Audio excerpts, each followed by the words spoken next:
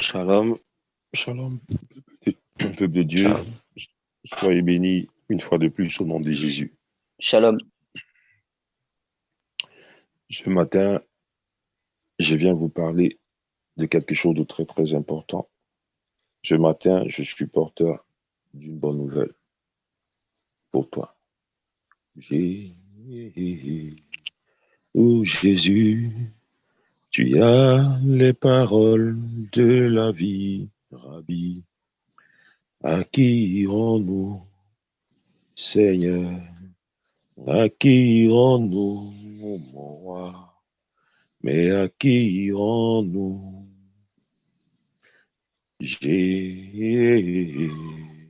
Oh Jésus, tu as les paroles de la vie, Rabbi. À qui irons-nous, Seigneur? À qui irons-nous, mon roi? À qui irons-nous, Père, au nom de Jésus de Nazareth? Seigneur, je bénis ton Saint-Nom ce matin. Je bénis la grâce et le privilège que tu me donnes ce matin de pouvoir parler à ton peuple. Seigneur, je prie que la personne que je suis s'efface maintenant au nom de Jésus, afin que ton esprit puisse prendre la première place maintenant. Seigneur, révèle à ton peuple, éternel mon Dieu, mon roi, parle à ton peuple, visite ton peuple, touche ton peuple ce matin au travers de ta parole. La Bible dit que ta parole ne sort jamais sans remplir un vide, sans remplir le but pour lequel cette parole est sortie. Seigneur, que cette parole remplit, éternel mon Dieu, mon roi, ce vide adéquat ce matin au nom de Jésus de Nazareth. Seigneur, bénis ton peuple et bénis ta parole maintenant au nom de Jésus que nous avons prié. Amen. Ce matin, mon frère, ma soeur, je vais te parler de quelque chose de très, très important. Quelque chose que nous avons tendance à négliger. Mais ce matin, la bonne nouvelle que j'ai pour toi, c'est que Jésus t'aime. Et le thème de ce matin est intitulé Une seule porte. Pourquoi une seule porte? Jésus est le passage obligatoire de la vie d'un chrétien. La Bible dit que nul ne peut aller vers le Père sans passer par le Fils. C'est la raison pour laquelle ce matin, nous allons étudier cette exhortation ensemble. Nous allons prendre le livre de Luc, chapitre 13, à partir du verset 24 à 25. Luc, chapitre 13, du verset 24 à 25. Je lis au nom de Jésus. Efforcez-vous d'entrer par la porte étroite, car je vous le dis, beaucoup chercheront à entrer et ils ne pourront pas. Quand le maître de la maison se sera levé et aura fermé la porte, et que vous étiez dehors, vous commencerez à frapper à la porte en disant, Seigneur, Seigneur, ouvre-nous. Il vous répondra, je ne sais d'où vous êtes. Nous allons prendre le deuxième verset rapidement. Matthieu chapitre 7, à partir du verset 14 à 16. Matthieu chapitre 7, à partir du verset 14 à 16. Il est écrit, je lis au nom de Jésus, mais étroite est la porte resserrée, le chemin qui mène à la vie, et il y en a peu qui les trouvent. Gardez-vous des faux prophètes qui viennent à vous en vêtements de brebis, mais au-dedans, ce sont des loups ravisseurs. Vous les reconnaîtrez à leurs fruits. Cueille-t-on des raisins sur des épines ou des figues sur des chardons? Amen. Bien-aimés, si nous remarquons très très bien, durant son passage sur la terre, le Seigneur Jésus a toujours tiré des exemples sur notre vie quotidienne. Tel que la lumière, nous sommes la lumière du monde. Tel que le sel, nous sommes le sel de la terre. Tel que le chemin, je suis le chemin, la vérité et la vie. Tel que le grain de blé. Si le grain de blé tombe en terre, ne meurt pas, il reste seul. Mais s'il meurt, il donne beaucoup de fruits, tels que les pièces de monnaie. Dans le verset que nous avons cité ce jour, notre Seigneur se désigne lui-même comme étant la porte, celle qui conduit à la vie éternelle. Et pour y accéder, il faut automatiquement passer par lui. Cette porte est étroite, mais elle mène à la vie éternelle. Nul ne peut passer,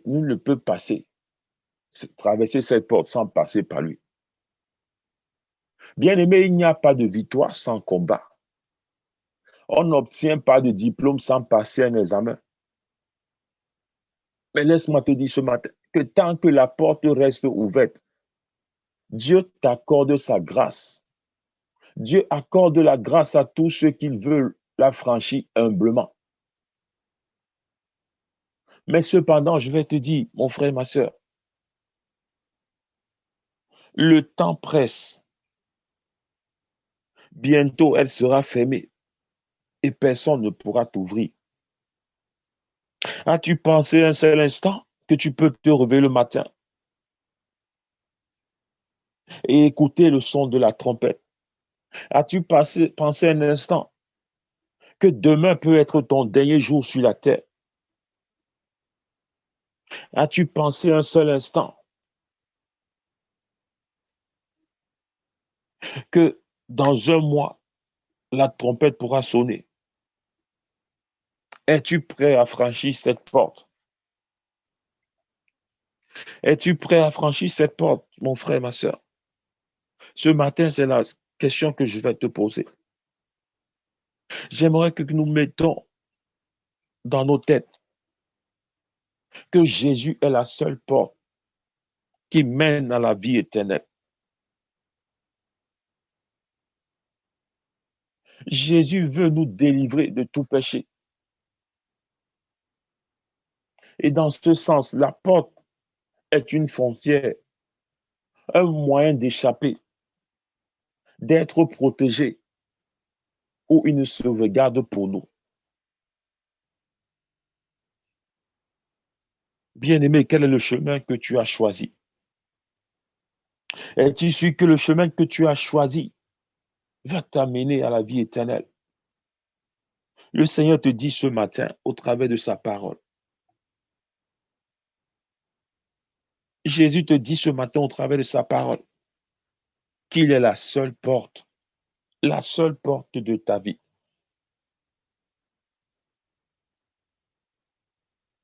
Pour le croyant, Christ est l'accès au Père et sa protection contre le mal. Jésus déclare dans sa parole, dans Jean chapitre 10 à partir du verset 9, je suis la porte. Si quelqu'un entre par moi, il sera sauvé. Il entrera et il sortira. Il trouvera des pâturages. Je vais te confirmer et te rassurer ce matin que tu as choisi la bonne part, que tu as choisi le meilleur chemin. Christ, c'est le chemin de la vie et de la vérité. Le seul moyen aussi de sortir des situations les plus désespérées. Christ est une issue aux difficultés qui paraissent insurmontables. aux dangers qui nous guettent chaque jour et aux péchés qui nous entravent. Le diable est méchant, mon frère, ma soeur, je vais te le dire ce matin. Le diable est méchant. Il cherche à nous nuire au quotidien. Nous nous débattons souvent dans nos problèmes personnels non résolus. À côté de l'impasse, il existe pourtant une voie libre qui est Jésus de Nazareth. Arrête de te battre toi-même. Arrête de te battre selon tes propres forces. Laisse Jésus se battre pour toi. Laisse Jésus se tenir ferme devant toi. Bien-aimé, je ne sais pas si tu m'écoutes ce matin. Nous sommes souvent étonnés de voir des gens qui ont beaucoup d'argent, mais qui sont malheureux.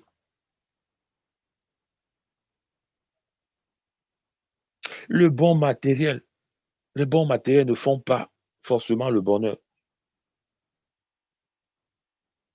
La grande réponse à tous nos problèmes personnels, conjugaux, familiaux ou sociaux, c'est Jésus de Nazareth. Lui seul peut vous aider, mon frère, ma soeur. Lui seul peut peut t'apporter ce soutien inconditionnel. Lui seul est ton meilleur ami. L'homme peut te décevoir.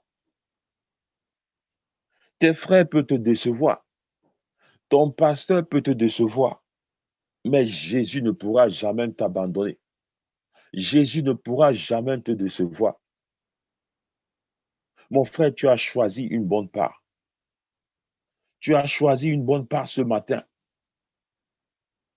Laisse le Seigneur te guider. La porte symbolise également l'invitation pour venir en Dieu. Il est ouvert, mais c'est à vous de franchir avec humilité, par la foi. Cependant, il y a l'incrédulité, l'orgueil, l'insoumission qui veut nous barrer l'accès. Mon frère, ma soeur, allez-vous vous laisser retenir par ces choses et vous priver d'entrer dans la présence glorieuse du Seigneur qui vous aime tant. Un autre symbole de la porte se trouve dans le dernier livre de la Bible. Le Seigneur Jésus lui-même se tient devant une porte fermée. Il frappe sans cesse. Il frappe sans forcer l'accès. Il te demande la permission d'y entrer ce matin. Bien-aimé, si tu ne peux pas aller vers cette porte, ce matin, au travers de la parole qui sort de la bouche de son serviteur, le Seigneur te dit qu'il est devant ta porte et il est en train de frapper. Qu'il est devant ta porte, il est en train de frapper. Il demande la permission d'y entrer. En effet, Jésus veut entrer chez vous. Jésus veut entrer chez moi pour pouvoir faire part de nos vies.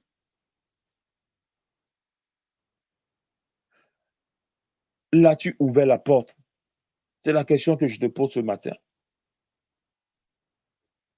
L'as-tu ouvert la porte? Mon frère, ne sois pas perdant ce matin. Ne sois pas perdant ce matin. Ouvre la porte à Jésus. Ouvre la porte de tes situations à Jésus. Ouvre la porte de ta maladie à Jésus et laisse Jésus te toucher. Laisse Jésus te guérir. Bien-aimé, ce que nous avons constaté, même dans notre vie quotidienne, beaucoup de personnes qui nous entourent, on peut évoluer dans des choses louches. J'ai souvent l'habitude de le dire ici.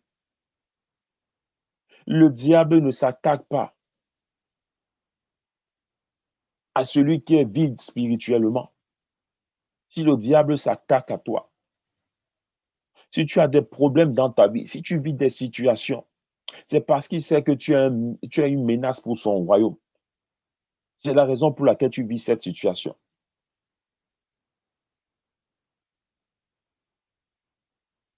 Mais tu ne peux pas vivre la vie d'une autre personne. Il a fait, il a essayé et ça a donné. Es-tu sûr que si tu fais la même chose comme lui, tu pourras réussir?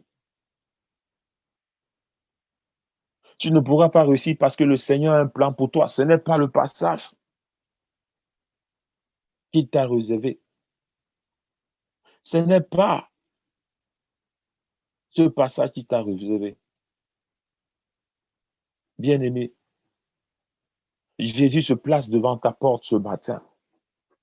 Jésus se place devant les situations de ta vie ce matin.